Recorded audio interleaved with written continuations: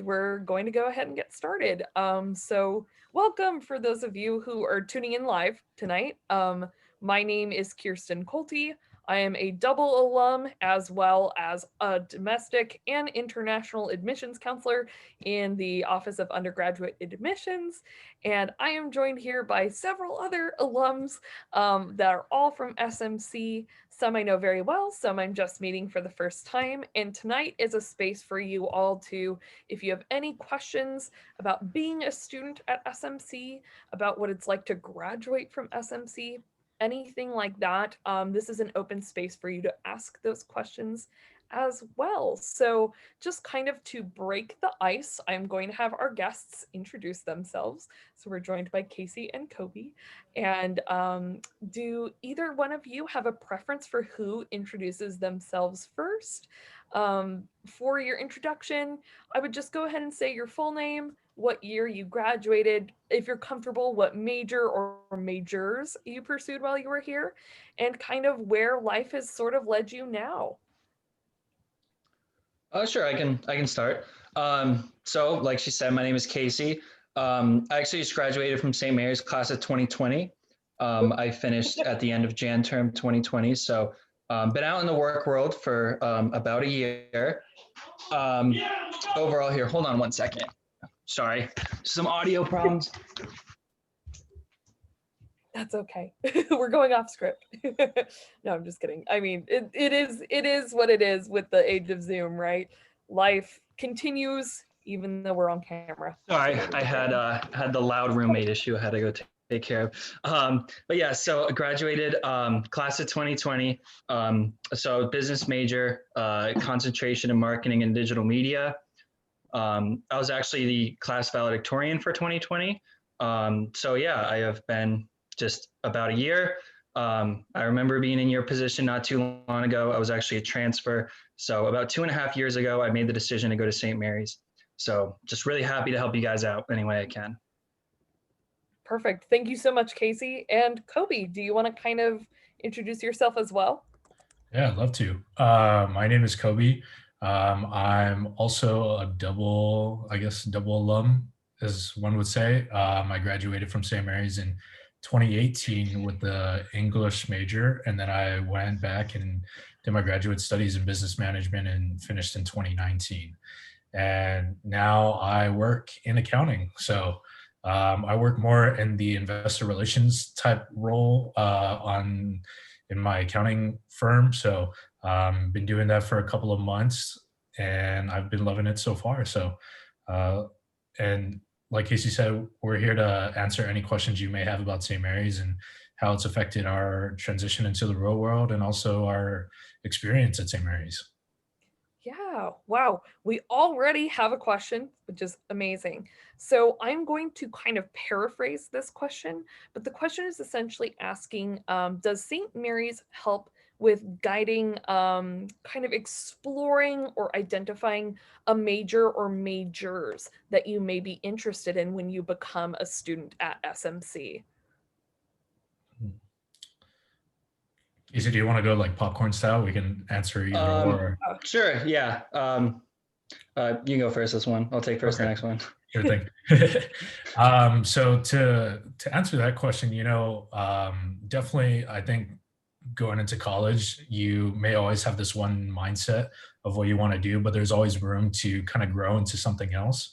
For me personally, I actually went in as an engineering major and thought that was the path I wanted to choose and follow. But eventually, after taking several classes, it just ended up not working out for me. And that was a moment in time when I reached out to my advisors, to C's coaches, and they sat down with me and offered me the guidance to see what kind of classes I'd taken, what stimulated my interest, and that's how I was able to end up finishing as an English major and still pursuing everything that I wanted to do educational wise. So perfect. for the person who asked that question, I hope that also clarifies a little bit as well. Just to kind of emphasize and piggyback off of what Kobe was talking about, we have things called C's coaches here at St. Mary's. C's, if you ever hear that acronym, stands for Student Engagement and Academic Success. They're kind of like an academic coach, but they go a step above and beyond. So my C's coach, I kept the same person all 4 years. I was here as an undergraduate student. Once you become a graduate student, I'm sure Kobe can also talk about this also. The advising piece looks a little different once you're in graduate school, but as an undergraduate, you will have a C's coach, and they are here to answer any academic questions that you may have. They play a different role than your faculty advisor will. So your faculty advisor will be contingent upon whatever major you're in. So for example, if I came in as a history major, right? I would not be placed in the math department for my faculty advisor. They try to keep like with like in terms of majors. The other thing too is C's coaches are very intuitive when it comes to exploring students' interests as well. So just like Kobe was talking about earlier, it's not unusual for your C's coach to ask you kind of what seem like personal questions, but they're questions really getting at the heart of what do you want to study and where do you kind of want to end up with that subject that you're pursuing or subjects. So I hope that kind of explained that to the person who asked that. This is also another great question. And so Casey, it sounds like you want to take this one. It says, what kind of study abroad opportunities are offered and about how many students per year study abroad? So do you all have experience with studying abroad? And if so, do you mind sharing it, I guess, with the class? Yeah, sure. So I actually did what's called Jan term abroad. I don't know how familiar you guys are with the Jan term structure, but basically just to summarize it, we have fall term, and then the month of January is its own unique term, and then we have spring term. And so you can do a semester abroad, or you can do like what I did, which is called Jan term abroad. So I actually went to New Zealand this year. Actually, I'm sorry, my last class at St. Mary's, and it was just the most incredible experience. Couldn't really put it into words. Just sort of traveling all over kind of the most beautiful country, in my opinion, from what I've seen so far. And it was a really unique opportunity. The whole class was just based on physical exercise and being outdoors and being in nature. So it really, that was the focus for it, and really just kind of taught me, how much, we live in this kind of this beautiful planet and we don't appreciate it. And so the whole class was based on, hiking and doing all sorts of outdoors things. So that was what I did. I do have some friends that studied a semester abroad, which is a bit of a more commitment. From talking to them, there's pretty extensive application process. So there's, it's a pretty big decision, but I have friends who've studied abroad in Barcelona, in Rome, in Sydney, Australia. So there's plenty of opportunities. I'd say overall, it's a pretty common thing at St. Mary's for someone to either take a semester or a Jan term abroad. Yeah, no, I totally concur with that. It wasn't unusual to know people who had studied abroad at least once for a semester or for Jan term. I'm sure Kobe can speak to this. He and I were resident advisors. So traveling abroad, if you are interested in that avenue, if you're interested in being an RA or a resident advisor, you can for January terms, but you cannot study semesters abroad for kind of obvious reasons. It's just, you need to keep in touch with your hall and kind of resume your responsibilities that way. But while I did not get to travel abroad, I knew lots of people who did. I had one friend who went to Nepal for their Jan term. I had another friend like Casey who went to New Zealand. This was many, many, many years ago though. But just to kind of echo what Casey already very succinctly said, it is not unusual for people to study abroad at SMC. And if you are interested in that, go ahead and email me, and I'll include all of my contact info near the end of this session. Go ahead and email me, and I will get you in touch with the Center for International Programs, because that's the office that you'll want to work through when you become a student, to just kind of establish a relationship with, and they will guide you further on all the applications that Casey was talking about in the application process. Yeah, so one question that I had kind of prepared for both of you was, when you were transitioning from being a Gale to going into the working world and kind of, I don't love this term, but adulting, kind of making that transition from being a full-time student to now you are a working adult. When you were making that transition, what kinds of services that St. Mary's had did you all take advantage of? And were there some kind of tips and tricks that you were like, oh man, I didn't know that we had this, but I'm glad I did use it?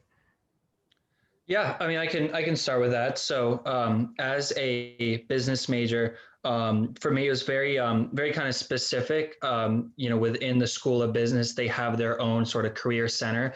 And that was something, since I graduated, I utilized pretty heavily. If you are a business major, there's a woman you'll probably meet. Her name is Mary Beth Stat. She runs the whole career centers for the business students, and that was an absolute lifesaver for me during the whole, I think, after I finished Jan term, in the couple months before I graduated, I probably just walked into her office maybe 2 or 3 times a week, just to sit down, tell her what my options are, what I'm looking at. And that's just, I think, a really great piece of St. Mary's in terms of all they offer, is they have people like that, because this isn't a 50,000 student school. You can walk in and they'll know your name.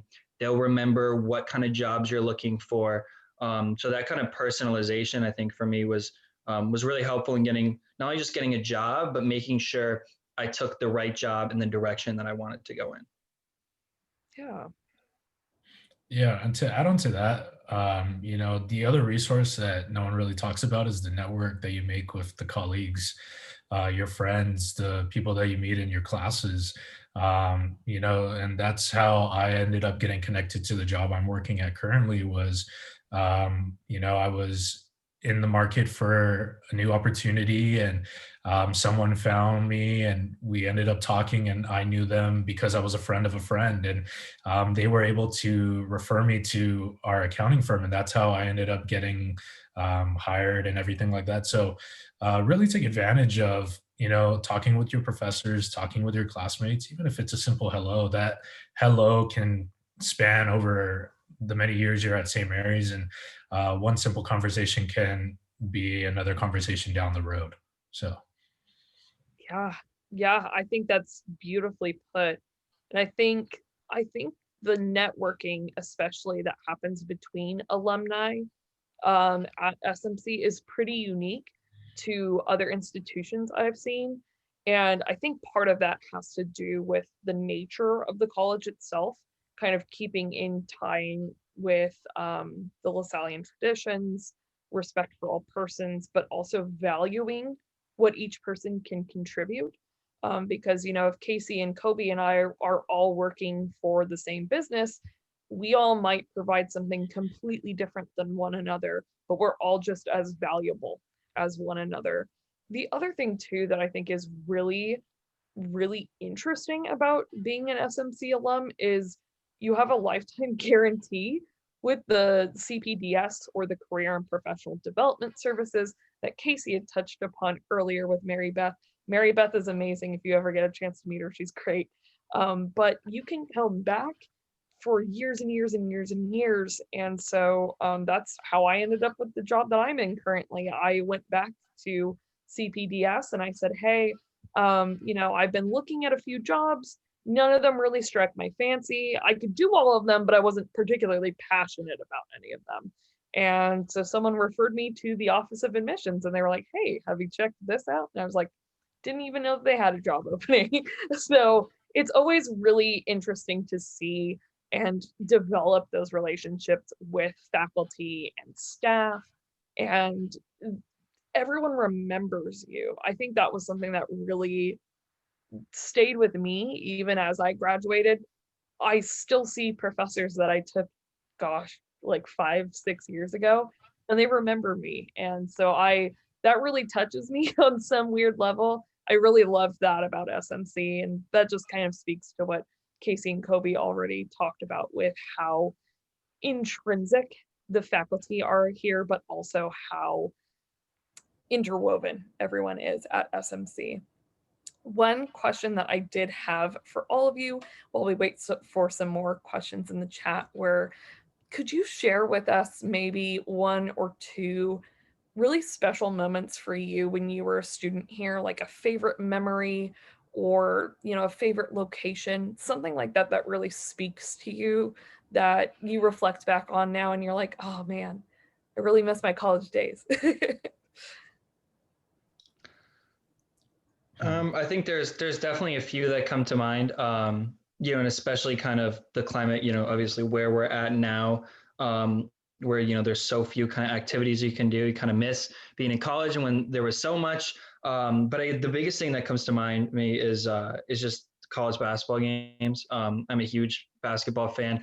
Coming from, I'm actually from New Jersey. So if St. Mary's, didn't have a good basketball team, I probably never would have heard of the school. So that kind of, led me to actually discover that, oh, there's this school in California called St. Mary's. But just the games are just so fun. The atmosphere is awesome. Just, seeing, all your classmates, everybody getting excited, and a ton of professors and alumni. They're always at the games too. So it's just like a really great sort of community activity. So that's something, as an alumni, I live relatively local in Lafayette. Once that's a thing happening again, I absolutely will still be going to the games. That's definitely a big one for me. I miss them too. Basketball games are I miss those. Like you said, a lot of things come to mind. Really great memories at St. Mary's. Definitely one that's kind of on the top of my head right now is speaking to all of you as you're incoming to St. Mary's was my experience as a resident advisor and getting to see my residents grow. When they came in, I got to meet them firsthand, got to move them in, and had those genuine connections throughout the year, established those relationships, and to this day, it's heartwarming to see them grow up and to see my second year of residence now at the senior level, and a lot of them also graduated too. Funny thing is, I'm actually in a fantasy football league with some of my old residents to this day. So, it's just that type of connection that you have that goes a long way, even outside of Moraga, and carries on. And I think that's one of my fondest memories of St. Mary's. Yeah. Oh my gosh. The residents, when you brought that up, I was like, that's a tearjerker. Remembering all the current friends I have right now that, I was once their RA or I was friends with their RA. Somehow they had known me during that time. And so kind of like Kobe was saying, it's a really interesting position to be in because you yourself, you're a college student, you are still growing, but you're also mentoring these other young college students who are also in the process of growing. So it's a really interesting experience. It's really great. I have a great question that someone submitted in the chat, and they said, why did the students present choose SMC? So what made you commit to SMC? And either one of you can go first. I didn't know if anyone had any preferences. I guess I can start because I kind of had a unique path as a transfer. So background, I my first 2.5 years, I was at the school in Indianapolis called Butler University, a school that I really liked a lot. They had good programs, I had friends, but honestly, I reached a point where I kind of realized, I didn't really want to live and work in Indiana after I graduated. And I just sort of knowing that this area, the Bay Area with Silicon Valley and tech and everything that's happening here, I kind of made a geographic choice that this is the area I want to look at. And I really just settled on St. Mary's for a lot of reasons. For one, just the whole community aspect of St. Mary's I loved, from the Lasallian values to just walking around campus, sort of seeing kind of this just very peaceful environment. And I just sort of this feeling right away that it sort of felt like home. And did a little research, saw how reputable their programs are. So for me, it was kind of the easy choice when I knew I wanted to move out here. That's a really unique story. We don't Yeah, very often get to see all the intricacies that go behind the scenes of when you're a transfer student. Very often we get testimonials from people who are first year, 4-year students, right? So your path may look a little different as you're coming in as a transfer as opposed to a traditional first year, 4-year student. So thanks for sharing that, Casey. yeah, of course. What about you, Kobe? What made you decide that SMC was the place for you? Yeah, it wasn't funny story was I knew about St. Mary's my junior year in high school. And the thing I always remembered St. Mary's by was the admissions counselor that came that year to my high school mentioned they had a golf class. And I said, I want to go there because they have a golf class. So that's what sold me. But then eventually I made my way out and toward the campus. And what really drew me was the close knit community. We've touched on that so far in this conversation, and really, when we say it's a small knit community, we really mean it. And a lot of people will know your name, and they strive to really get to know you as a person outside of bigger schools that tend to know you as kind of like a number in the classroom or somewhere on campus. Everyone tries to know your name, tries to know your favorite color, where you're from at least. And for me, coming from Guam, which is a small island out in the Pacific, that was the biggest selling point. And once I stepped onto St. Mary's, I knew right away it was a second home. Yeah, I completely agree with both Casey and Kobe. And Kobe, you went to Father Duenas, right? Yes, I did. I am the counselor now for your high school, so that's pretty fun. If we start traveling again and you want to know all the secrets, I've shared them with Artie. I'd be Okay, happy to share well, with you.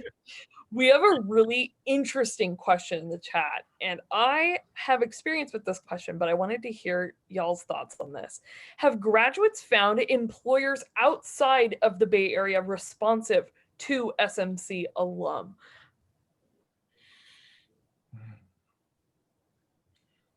And if no one wants to answer that, I will take that. I mean, yeah, I would say just based on my experience, because I came to St. Mary's to work in the Bay Area, so I hadn't really gone out and applied for jobs for outside of the Bay Area for St. Mary's.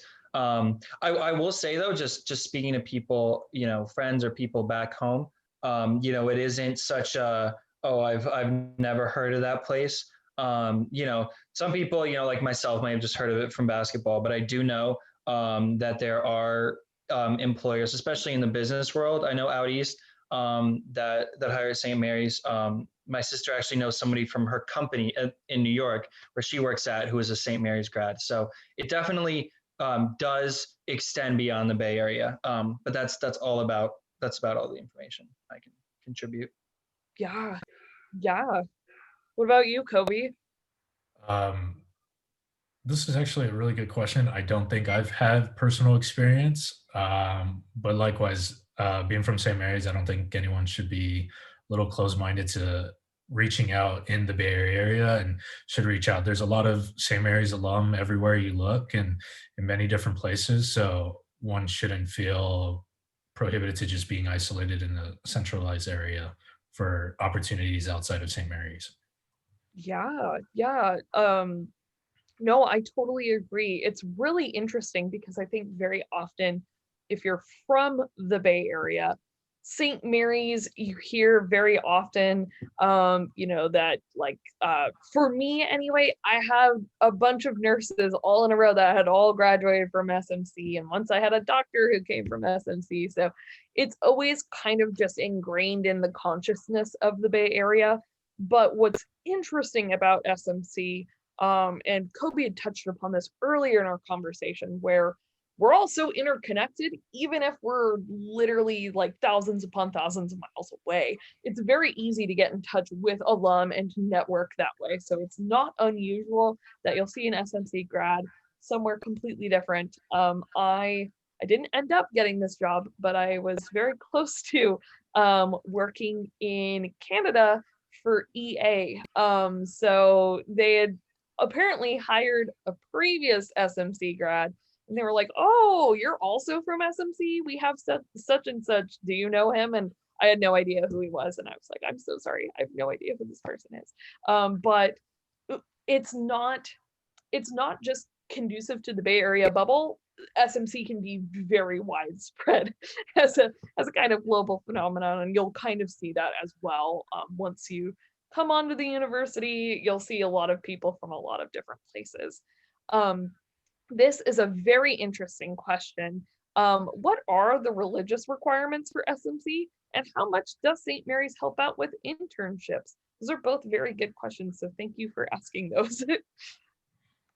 So those are very big questions. So I think we'll tackle the first one, like what are the religious requirements for SMC? Because I think sometimes that can seem intimidating for students, where it's like, oh, it's a Catholic university. What does that mean? What does that exactly look like? Yeah, I'll tackle this one. If I remember correctly, um, the requirement was we took a lower division theology course, and then that was a general course across the board, and then you took an upper division that kind of specialized in a different aspect of any form of religion. I mean, I for both of my courses, I had one professor. His name was Norris Palmer, and he actually wasn't even Catholic. He was, I think, Orthodox by faith or by decision, and he was also a pastor, but he taught us like Buddhism, Confucianism, and all of that. And it was a great experience to look outside at someone else's culture, what they kind of grew up on. And it was very engaging to see that. And growing up as a Catholic in my family, I enjoyed that very much. And it also brought a different perspective from his point of view, because he wasn't even any of those religions.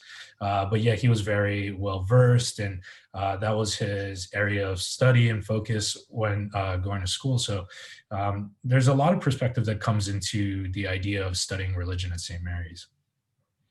I'm so jealous that you had Nori Palmer. I always wanted to take the classes he taught. What about you, Casey? Did you Yeah. want to say that? So yeah, it's a little different from my perspective. So I'm not Catholic. I never sort of, didn't really know much about Catholic traditions. I am a religious and spiritual person. But so that was one question that I had. And a couple of things that I will say. For one, even though I am not Catholic, I have attended a handful of mass services as a student. It's very welcoming and open to people of other faiths. So, if you're not Catholic, if worried about checking it out, I definitely recommend going for it. They're always really cool to kind of see that side, because it is kind of a part of our campus culture with a LaSallian education. And yeah, it is like Kobe mentioned, your first class, which is on interpretation of the Bible, but it's very kind of freeing intellectually. It's not sort of, I had a brother, but it wasn't him saying, this is what I believe, this is what you should believe. It was very, here are different ways that we can look at this text, which I really enjoyed a lot. And then, yeah, I took an upper division class that was focused on gender and religion, and just looked at the roles of gender in all sorts of different religions. Was really kind of interesting and informative. So I think that it's really nice because, it has this spiritual tie to it, but, nobody's trying to force you to believe something. It's extremely open of all faiths and beliefs. Yeah, and that was something that really surprised me when I became a student here. Like Casey, I myself, I am not Catholic. I actually am not religious at all. So almost all my friends growing up were a completely different faith or religion than I was. So I thought, oh my gosh, is St. Mary's, is it going to be really homogenous? Like, is everyone going to be Catholic? You have to have, you have to go to mass, you have to do, XYZ. And it's not, it's very free flowing. When I was at SMC, I actually knew a lot of people who were not Catholic rather than more people who were. So I thought that was really interesting when I came here as a student too, because I was thinking that also. I was like, oh my gosh, am I required to go to mass? And I'm like, I don't even know what you do in mass. I'm like, I've seen mass in movies, but I don't, I've never been to one. What is it like? So that was an excellent question. So thank you so much for asking that. And the next part of that same question was, how much does SMC help with getting an internship, securing an internship, anything like that? So I wanted to know if either one of you had an internship while you were students here. I myself, I did not have an internship while I was here. I worked on campus, but I did not have an internship. I did as a graduate student, but not as an undergrad. Personally, I'm the same. I was always doing something during the summer, so I never had the opportunity to take advantage of the internships St. Mary's had to offer or help connect with. But I will speak on one of my best friends that also is from St. Mary's. He actually got an internship our junior year, sophomore year going into junior year. And since then, he's actually had the opportunity, once we graduated, to go full time. And now, with him being there for so long, he's now like a younger supervisor than most people in the company. But he's had that opportunity ever since. And I know people as well who've had opportunities to go work at a Big Four if you're interested in working at KPMG or Deloitte or anything like that, and other small businesses here and there. And a lot of alum are also willing to open up their businesses to kind of bring you in and offer an internship if they don't formally have one. So that way they can stimulate your interest and help you kind of find your career path. And Yeah, not, I would just sorry, I don't know. I'm so sorry. Just yeah, going off of that, I also didn't have any internships while I was at St. Mary's. I did have some internship while I was at Butler, so the school I attended before I came to St. Mary's. So I did have that on my resume. But I would say that, just to add on, everything that the Career Center and all these resources will do to help you find a job after you graduate, they will also do for an internship. I just know from speaking with other classmates and other people who've had these experiences, it's not like they're always only focused on once you graduate and getting a job. There's just as much emphasis placed on, helping you get a job while you're a student. So yeah. Yeah, and I think that's an important distinction too, because many universities are focused on, okay, you're a student, okay, we're going to now get you out into the real world. But sometimes there's kind of that gap of, well, I'm still a student, but I still want to pursue a job or a paid internship, an unpaid internship, anything like that. How do you navigate that? And so I also kind of like, Casey was talking about, I went to the Career and Professional Development Services for my internship that I ended up taking out when I was a graduate student rather than an undergrad here at SMC. This question is, I'm so glad someone asked this. How is diversity / how are different cultures shown or presented throughout campus and student life? And I think that's a really great question, because it's getting at the fact that diversity should be kind of omnipresent rather than, it's just talked about and it's kind of in the academic sphere. How does that actually look like when you are a student living in the residence halls or going to events? What kinds of things are there out there for students looking for that kind of an opportunity? Yeah, I think there's a lot of opportunity and events for students to see diversity on campus. Living in the residence halls from my first year all the way into my senior year, there was a different selection of students depending on where they came from, who they were ethnically, and then for campus-wise, during the spring at the time when I was still there, we did cultural nights, which was a way for students to engage in different cultures. And they would have one once a week. For example, they had Asian Pacific Islander cultural night. And for me, I was fortunate enough to partake in it and join some of the acts and stuff like that. And they also had Asian cultural nights. So there's different ways to get involved, to see the events. And I think St. Mary's does a really good job of celebrating diversity on campus. Mm. Yeah, I would agree with that. I think it's like you mentioned with all the events, and it's just stuff you can kind of just see walking around on campus. And the one other thing I would add is kind of how inclusive it is with in other cultures. Like when I first came to St. Mary's, I had some friends in a class that were part of this club called APASA, which is Asian Pacific American Student Association, and they asked me, they said like, oh, like we're having a meeting tonight for it if you want to come, and I was myself not being somebody who identifies as Asian Pacific American, but it wasn't of, oh, this club is for people just of this group. It's very inclusive. I decided to go, and I did make some friends in that club. So it's just really great for me always seeing that, it's not, it's just, I think inclusivity is just a really strong word tied in with the campus community. Yeah, and to echo that too, the Intercultural Center, or sometimes it's called the IC. You'll hear IC a lot when you're on campus, but sometimes when you're reading an email, you're like, what is the IC? I have no idea what this is. The IC is the Intercultural Center, and it's just kind of it's hard to explain. Where it's located on campus is central to basically every facet of you being a student. It is right by the bookstore, it's right by Oliver Hall or Dryden Hall, where you'll get your food. There's a beautiful little quad area that I used to always hang out with, and I know Kobe did too, because I'd always see Kobe over here. It's a quad called Ferragero Quad. It's gorgeous.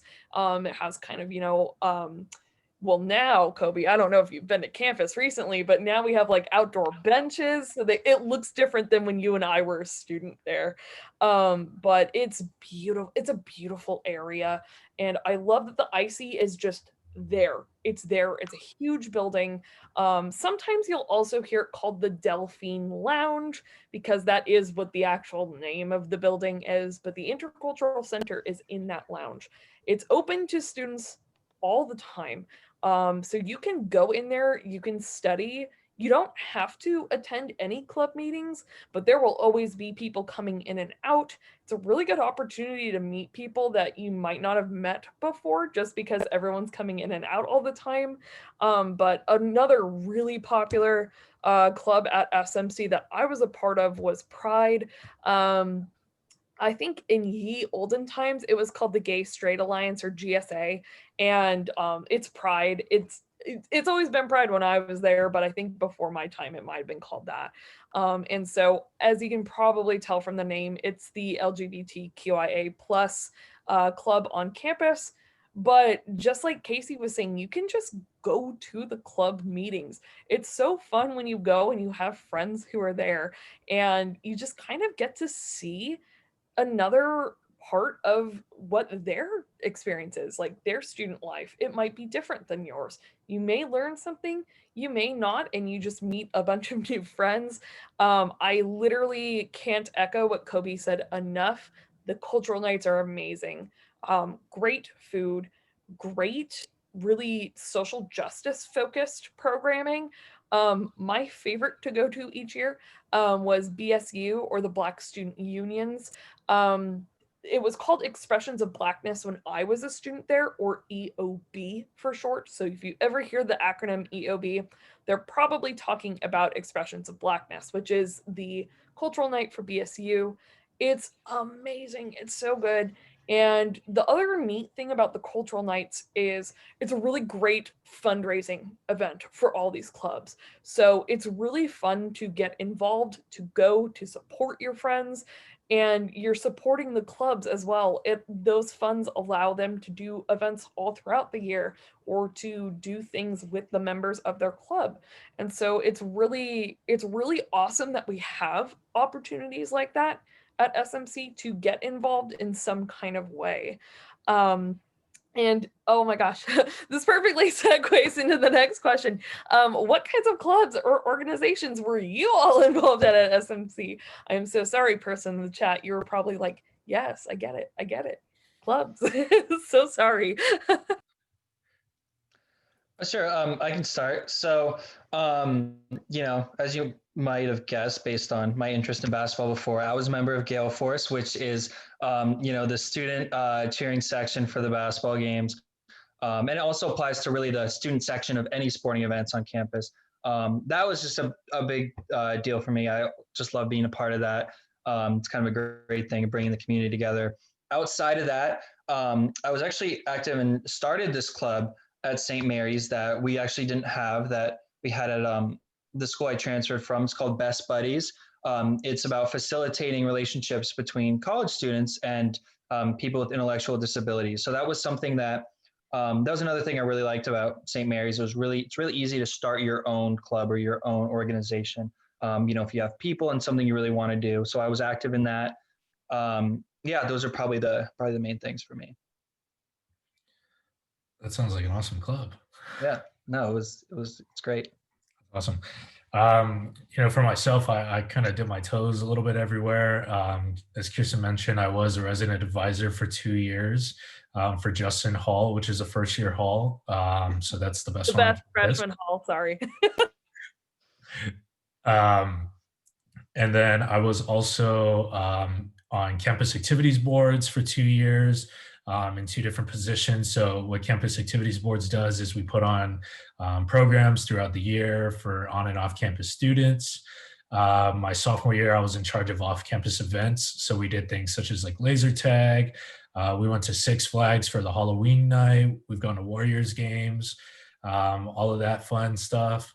And then I was also involved in some intramural sports. I was on the men's club volleyball team my senior year as more just to get out there and be with some friends. And then I was also, what do you call a word now? An admissions or student ambassador. I'm sorry. Yes. That I was yeah. waiting for that. Yeah. Really, really disappointed for her. But yes, I was a student ambassador for 2 years as well. So I got to work in the admissions office. Yeah. Yeah. And what I really liked about SMC as a student, I mean, of course, I still love it as a staff member, but when I was a student, I was really shocked at the amount of clubs we had. I came from a high school where there were like 3 clubs, and I was like, oh, okay. Like, I didn't understand what the point of a club was. And so I was like, oh my gosh. This last question, I think, is the one that we will end with, and I think it's a really good one to end with. How would you describe the food at SMC? I think that's a really poignant one to leave off on because food is so integral to our daily lives. So how is the food? So I'll start, and I'm going to be honest. The dining hall food is better than at the school I transferred from. But overall, I would say, just being honest, it isn't great.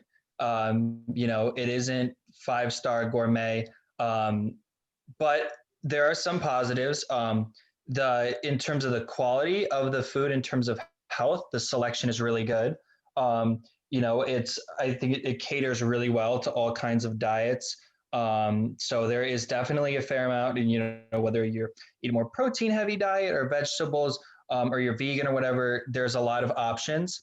And even that being said, the taste of the food, it might not be anything great, but I still, in every semester I was at St. Mary's, I had a meal plan. Even my last semester, I actually lived off campus in Moraga, but I still had a meal plan, just to whenever I was on campus. And you're busy in college, you have this and that, and personally, I'm just not a big cooking person in general, so always convenience is great. And the other thing, and this thing was so crucial, and actually kind of a reason I went to St. Mary's when I heard about this, because we did not have this at the school I transferred from, this thing called late night, is that every night from 9 to 11, there's food. The dining hall is open. And I'm the kind of person, I don't just have a standard just breakfast, lunch, and dinner. I kind of eat progressively throughout the day. So this saved me so much money. The fact that at 10 o'clock at night, I'm done studying or whatever, I can just go to the dining hall and get food. So I would say food, being honest, it's not great. but overall dining hall experience, I would say, is pretty good. Yeah, to add off of that, I think the biggest thing about the food at St. Mary's is the accessibility to it. I've had a lot of friends who, went to different schools and they would tell me they're like, if they're not serving, your main meals, breakfast, lunch, and dinner, they're not open. And you kind of have to go off campus to find something or snack on something in your room. And at St. Mary's, there was numerous times where, I'm in between class, so I want to quick snack or I want to try to fit a full meal in before in between classes. And, there's food always available for you. Whether it's cereal to a hot meal to cookies on the dessert bar, there's always something to eat. And personally, my favorite thing was, always being creative with your food. I love food so much. And, like Casey said, it isn't, a 5-star Michelin restaurant. So you're not going to find the best food out there, but definitely, be open to it, try different things and, make friends. Some people create different dishes. And one of my favorite things that I found in my senior year was taking tater tots, putting it in a bowl with buffalo sauce and cheese and stirring that up. And that saved me a lot of times. And I ended up eating that almost every day. So be open to it. There's so many possibilities to try. And it is definitely one of my favorite things about St. Mary's is always having food available for you. Yeah, yeah, I agree with that also. The thing too that I wanted to very quickly highlight about the food is we have pretty inclusive options when it comes to like different types of diets. Kobe, you and I knew someone who was very vegan, Savannah, and so she always found something to eat in the dining hall. I personally knew someone who had celiac disease who was very easily able to navigate the dining hall as well. So if anyone has any questions about like particularities with diet and how to navigate the dining hall, please feel free to email me. I'm more than happy to walk you through that. And as we're kind of wrapping up for the evening, I just wanted to thank you all for tuning in. This was a really great session. It was nice to see some familiar faces and to see some new faces. And so I just wanted to leave off with saying thank you all so much for tuning in. This means a lot to us. We love putting events like this on and kind of getting you all as new Gales associated with older Gales that are more established. And so, Kobe, Casey, did you all have any thoughts that you wanted to leave off with tonight?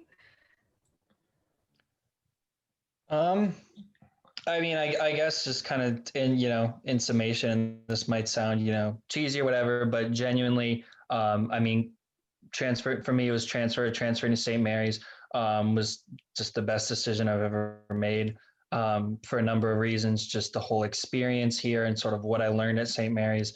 So I just think if you're really open to a lot of new experiences and really just looking for something with a lot of intellectual and emotional growth, that St. Mary's is just a great place for that. So I just definitely consider it. Yeah. One piece of advice I would leave is always be open to new things and be ready to say yes. Granted, not yes to everything, but I think, being open and saying yes to things will lead you down, things that you'll look back on, really great memories. And, if someone says, hey, let's go to late night tonight, and it ends up being someone down the hall from you in your residence hall, say yes to that. That person may be your best friend a few years down the line. If someone says, hey, let's go try this off campus or go to this event, say yes too. And, that might be the one thing you talk about for the next couple months. And, it leads you to one other thing. So really be engaged in your community and be open to trying new things as well. Yeah, and kind of to just, I guess, throw another thing in there. Every interaction you have with someone on campus is an opportunity to make a new friend, too. So, college is very different than high school. There really aren't cliques or established groups.